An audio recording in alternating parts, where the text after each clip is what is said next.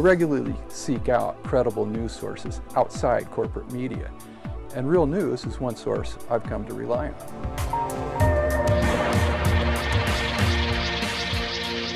Michael Schwartz is professor of sociology at Stony Brook University. He wrote one of the best books about the Iraq War, in fact, putting the Iraq War into context. It's called War Without End, the Iraq War in Context. Michael, welcome to The Real News. Thank you. I'm glad to be here. Michael, let's start with I wouldn't say the smaller picture, because everything concerning Iraq is big, is larger than life.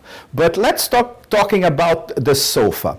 How do you read the fact that this SOFA, the Bush administration has pressed for its approval before Bush leaves office, in between, in the transitional period between the Bush administration and the Obama presidency, right before the parliamentary recess in Iraq, with the text that virtually nobody read in Iraq, and very few people in the United States have read until the last 2 days or so, subject to amendments and with lots of loopholes. What does that tell you about the continuation of the American imperial enterprise in Iraq? Well, I think the question gives away the answer. It's clear that Bush is trying to create some legacy or permanence to his enterprise that he simply bequeaths to the Obama administration. But I also think there's a number of other pieces of urgency that have created this pressure. Let's keep in mind that the negotiations for this agreement have been going on for the better part of a year now, and that the original demands that the United States made for the SOFA were far more far-reaching and expansive than what we see now. And I think that it's the original demands that give us a sense of what the Bush administration's ambitions were and what they remain, though they've had to give a lot of ground in order to get the Status of Forces Agreement signed.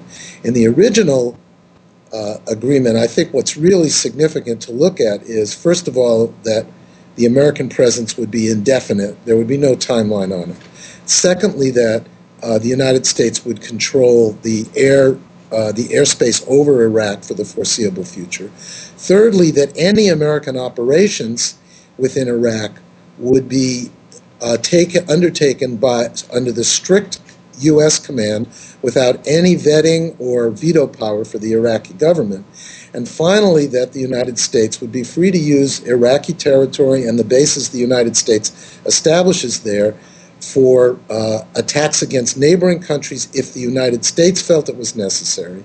And finally, that the United States would have the right to an incredible number of permanent bases on Iraqi soil. That was the original set of demands. Now, most of those demands have been compromised in the subsequent negotiations, but always with the United States, the Bush administration, giving ground begrudgingly. And therefore, I think we get a sense of what the ambition is. And if we look at the final agreement, and especially given the kinds of loopholes that exist in the agreement, I think we can see that there's still room for all those ambitions to be fulfilled. So if the Maliki government remains compliant with American wishes, they've actually managed to sign an agreement that will allow them to have all of these elements of the agreement restored, even though they aren't on paper in this new one. Right. Some, I would say, a sector of the Iranian leadership, or at least a sector of the Iranian-controlled media, has been spinning that this is a victory for the al-Maliki government against the neocon plan for Iraq. On the other hand, people are saying that Maliki has been talking to the leadership in Iran all the time, of course, because he's very close, Dawa is very close to Tehran. And so he got the imprimatur of Tehran for this latest version of the agreement. Well, I think maybe the Iranians might view it as somewhat more of a victory. This does give the Maliki government the right to say to the United States, you have to leave at the end of 2011. And it gives them the right to say, you have to withdraw into your bases outside the cities by the middle of next year. And it gives them the right to say that you can't conduct certain operations, military operations, within this country without our approval. So, in a sense, it is giving the Maliki government a tremendous amount of leverage over the U.S., at least on paper. So I think from the Iranian point of view, if they feel that the Maliki government is a reliable ally of theirs, they have a reliable ally that actually can exercise some real constraint over the American military and therefore over the American occupation as a whole. So I think from their point of view, they can look upon this as a pretty tremendous victory. And I do think that even if the United States has no intention of honoring any of the details of this, and of course the U.S. has 150,000 troops in Iraq and can decide not to honor any of it kind of at any time, there's certainly nothing to stop them from refusing to honor it. The fact that this agreement has been published to the world and the process by which the United States made all these very, very expansive demands and then signed an agreement which had much less expansive demands is itself a statement to the world that the United States was really negotiating not from such a position of strength and ended up having to give a tremendous amount of ground. And if they were then to break the agreement, I think that the world would see this as another act of desperation by the U.S. government. So the U.S. government has lost, I think, a lot in signing this agreement.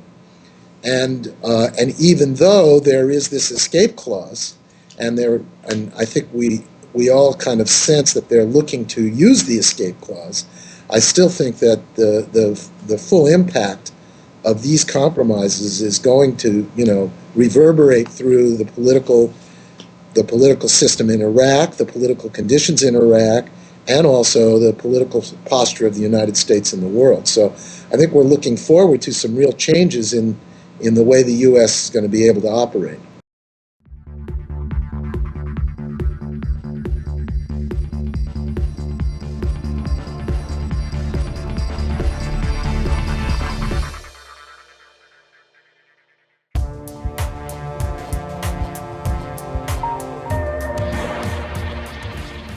Endless wars, abuse of powers, declining living standards, and the climate change crisis. The stakes couldn't be greater in the U.S. 2008 presidential elections. And with your help, we're moving our news operation to Washington, D.C. We'll focus on money and corruption. For example, big oil and arms companies shape American economic and foreign policy with far-reaching effects on the lives of ordinary people. With allies in government, trade unions, the media, and in think tanks, they're a hidden hand that controls the commanding heights of American politics. Taking on the industrial military complex is what real change requires. Even former presidents and high administration officials have said so.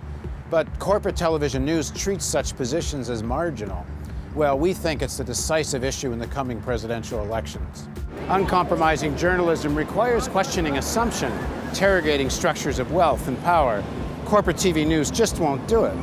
Only a news organization that's truly independent can tackle such issues with courage and tenacity. And we'll take on corporate TV news live.